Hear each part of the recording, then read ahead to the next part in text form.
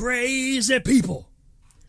Let me be the first to welcome you Shake it down now. to the brand new. Oh, yeah. Yep. Open up the seal. Take it off there. Pop off that cellophane. Yeah, baby. Oh, yeah. And give it the old sniff test. Oh, smell it. It's a new podcast that we call Rad. Movierama, man. I said Rad. Movierama. No, man, like this. Red Movierama! Now that's what I'm talking about. That's a very nice. Podcast that covers movies so sweet, so fine. That you can't wait to give it a few drinks, get it home, lay it on a bed, and slap some molasses on it. That's right. Yeah, hold on. Molasses. So you may be asking yourself, who is this guy? Well, I'll tell you. My name's Rik, and I'm the producer and creator of more failed podcasts than you can shake a stick at. Don't believe me? Just go to Legion Podcast. They're all on there. But I was needing a new playground. I wanted something that kind of just opened it up for me and let all these inner voices come out and create a show talking about movies that really I don't have any other format to talk about. I'm sorry I'm late. By the way, folks, that's one of my co-hosts, and his name is Rik as well. Not Rick as well, just Rik as well as mine, in case you didn't understand that. So, Rik, tell us a little bit about yourself. I grew up on a naval base. I have pet chickens. And I love Celine Dion. Well, Rik, I do believe it's George Harrison that said, 2 out of 3 ain't bad. So let me ask you, Rik, are you into car movies, race movies? Oh, boy, do I. I'm a big fan. I grew up on the naval base. Yeah, you already said that. I figured for our very first episode, we'd tackle a car race movie, right? Some muscle cars, and getting out on the roads, revving it up. So, in order to get this thing rolling, no pun intended, we're going to send it over to another guy named Rik. Rik, tell us about this movie.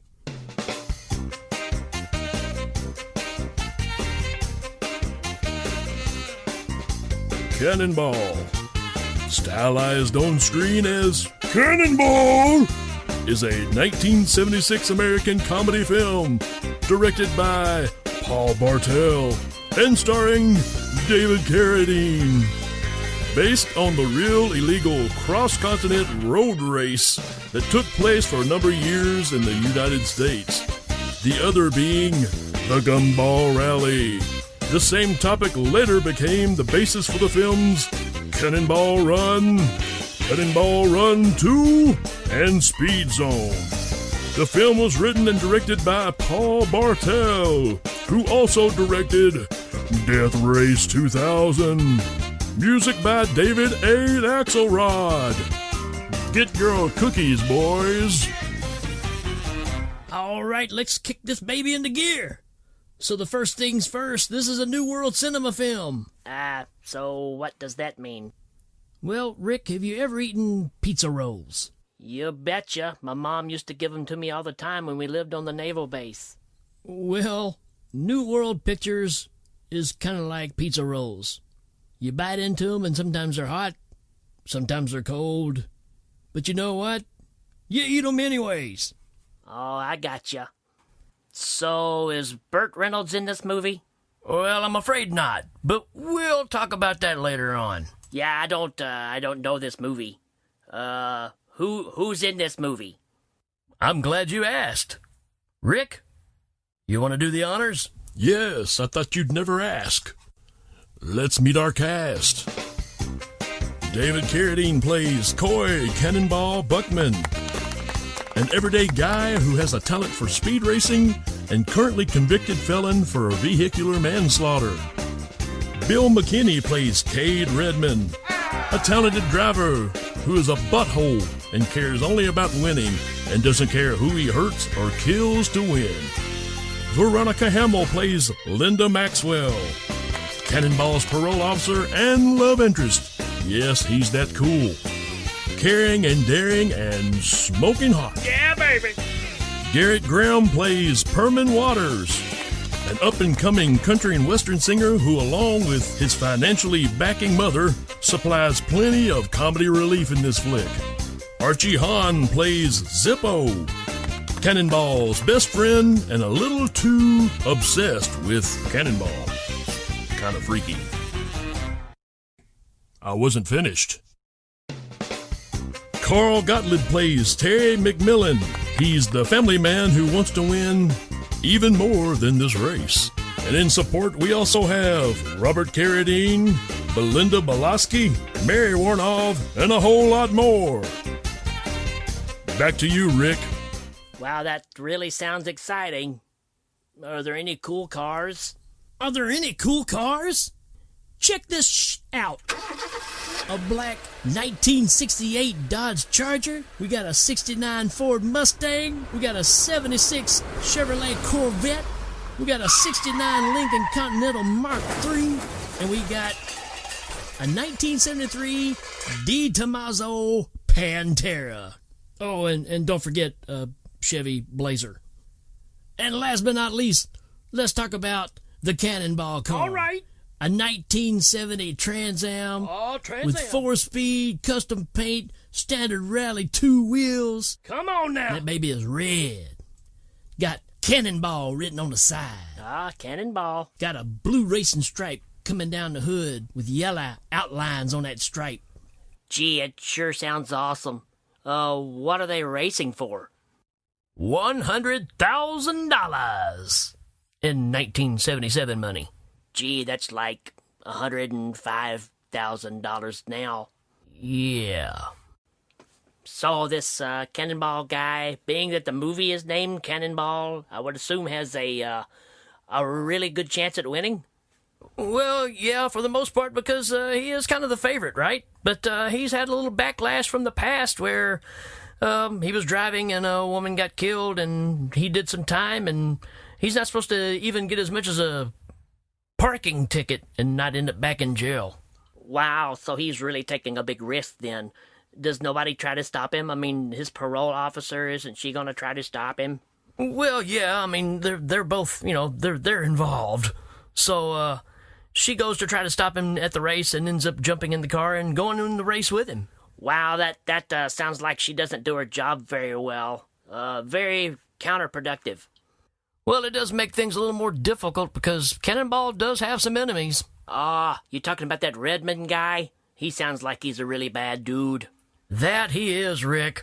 I mean, and there's a lot of confrontations during the race where he blows out Cannonball's tires by shooting it with a gun, stealing his jack so he can't change his tire out on the road. Jeez, this guy sounds like a lone wolf. Well, you would think that, but he's got the extra cargo. He's carrying Perman Waters and his mom in the car. And the objective there is we're going to have a live broadcast over-the-air concert by Perman Waters in a car while in the race. Gee, that's a stretch. Well, in these kind of movies, anything is a stretch. So, what about the other racers? What do we got going on? Well, you got a chauffeur that stole a Lincoln. You got a pair of teen lovers in a silver Corvette. You got 3 hot chicks in a van. You got a German racer in the fastest car on the road. You got the family man in the Chevy Blazer. And last but not least, you've got Zippo, who's Cannonball's best friend but has the exact same car, wears the exact same clothes, should be a restraining order. So, between this Redmond guy and the German guy with the fastest car, maybe Cannonball's chances aren't so great this time. I'm glad you picked up on that, because that's why we bring in Dick Miller. Who? Dick Miller. The singer of Abracadabra? No, Dick Miller, the actor. He plays Cannonball's brother in this movie. And he's going to try to fix it to where Cannonball's going to win. Wow, does he love his brother that much? No, he's a scumball guy that just bets a lot of money to win. So what does he do? Oh, the typical. Put explosives in the German's car so it'll blow up at a certain speed. Whoa. Hires a helicopter to fly overhead to keep tags on everybody so he can tell who's winning and who's not. That costs. Hires people to be fake cops to pull people over and pull them out of the race. Typical bad stuff. Wow. I think he even hires a sniper to take people out. Wow, even shooting people. This guy's crazy. That's why it's Dick Miller. So I guess with the German guy being blown up, then it comes back down to Redmond and Cannonball, right? Yes, indeed, man. They go at it all the way through this race, and finally they meet up at a little gas station. Which brings us up to our next part of the show, which is called Movie Fight Night.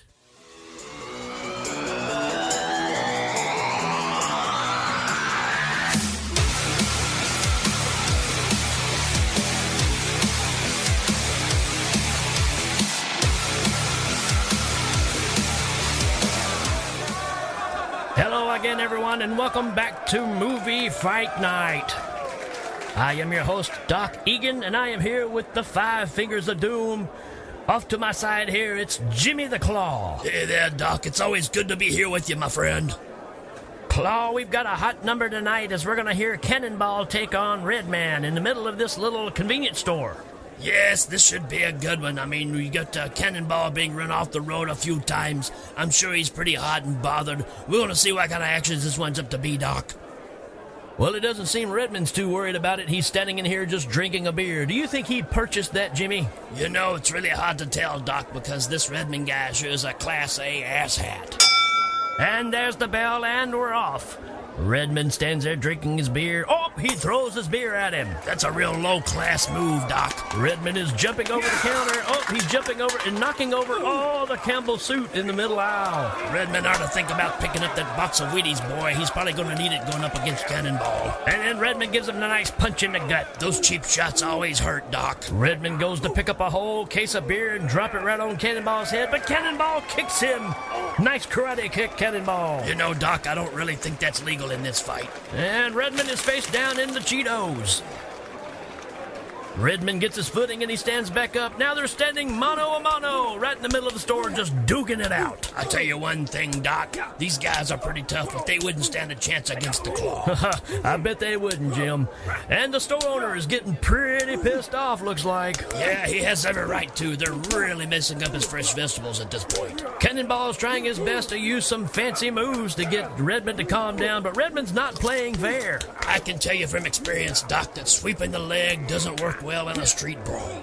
Now Redmond is throwing a lot of elbows and he's going for a stranglehold. How do you get out of that one, Jimmy? Well, when that happens, you pretty much have to go for a chop block and then go into a full Leslie Nelson. I believe he took your advice on that one. He broke loose and now Redmond's lost his balance and Cannonball gives him another good kick to the face. That's a good kick. Very nice kick. It is utter chaos here at Whitworth's grocery store. They have tore down pretty much every shelf in the building, and they're still duking it out. It's going to be a high bill. Redmond picks up a sack of potatoes, and he hits Cannonball over the head. Those potatoes are real, man. Those are not a joke. Those are real potatoes. Redmond's taking advantage of the situation. He's really beating up Cannonball now, and then Cannonball does a few Judy chops. Yeah, you can't fight those off very well. Redmond's back on the floor again. Yes, but Redmond's fighting dirty. He just opened up a canister of Spawn dishwashing detergent and spraying right in Cannonball's face. Which brings us to a sponsor, Spawn dishwashing detergent. When you need your crap clean. I clean my crap with that all the time, Doc. Now that Cannonball is trying to wipe the suds out of his eyes, Redmond's breaking for the door. He's going out and getting in his car. Oh, he stops. He's going to break out the headlights on Cannonball's car. How despicable can a man be? What kind of man can you be when you have no eyes and no headlights, Doc? This Redmond guy is a total disgrace. While Redmond is cackling like a little schoolgirl, he's jumping in his car and taking off down the road. What a way to end this fight. Yeah, Redmond could have stayed and done a little more damage to him while he had the chance, but I guess it's better to get on down the road and win this race. I don't know about you folks, but I'm hoping to have a round 2 of this as we go along. Stick around, maybe we'll see some more action. And we will see you next time on Movie Fight Night. I gotta go take a whiz.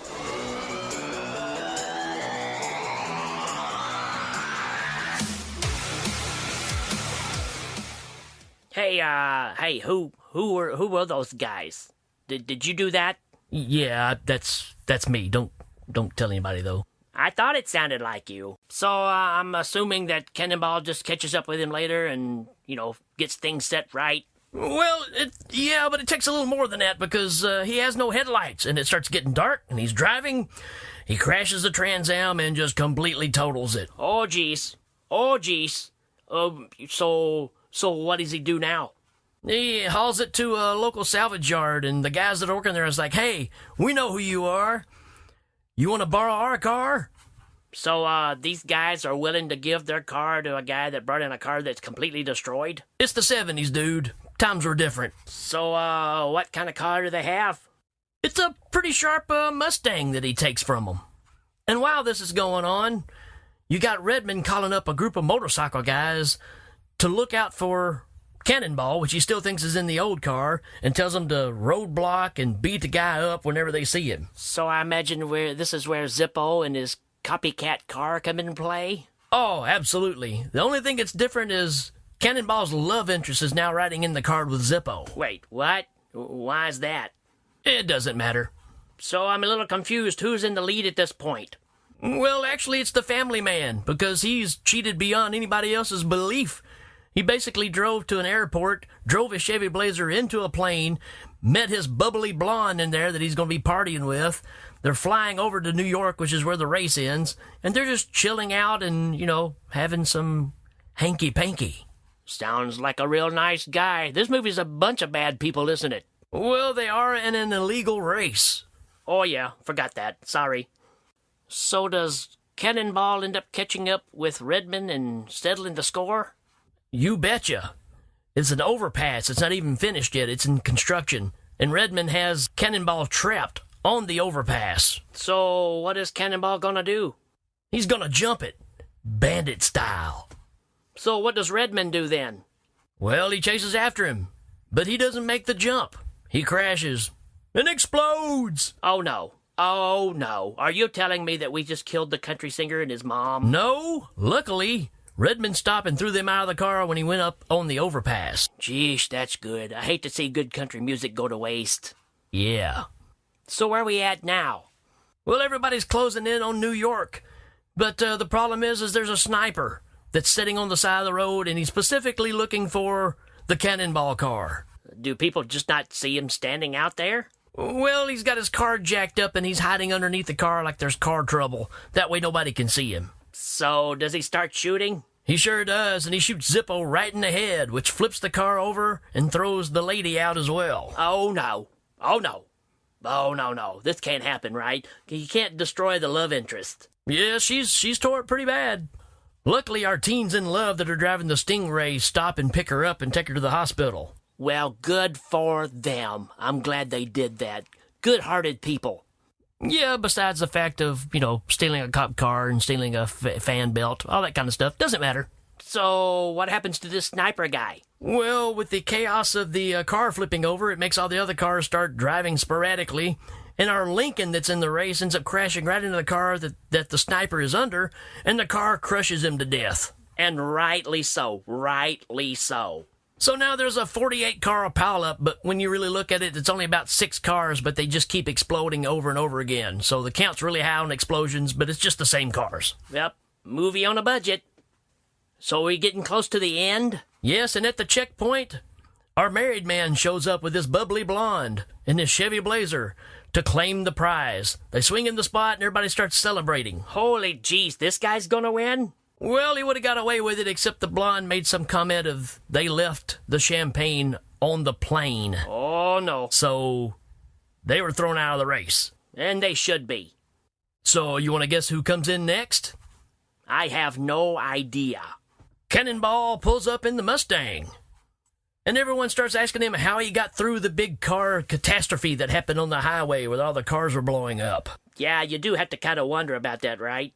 And that's when he finds out that Zippo's car was totally destroyed and blowed up, and he asks about his girlfriend, and nobody has any answers. Wow, that's got to be really heavy on his mind now.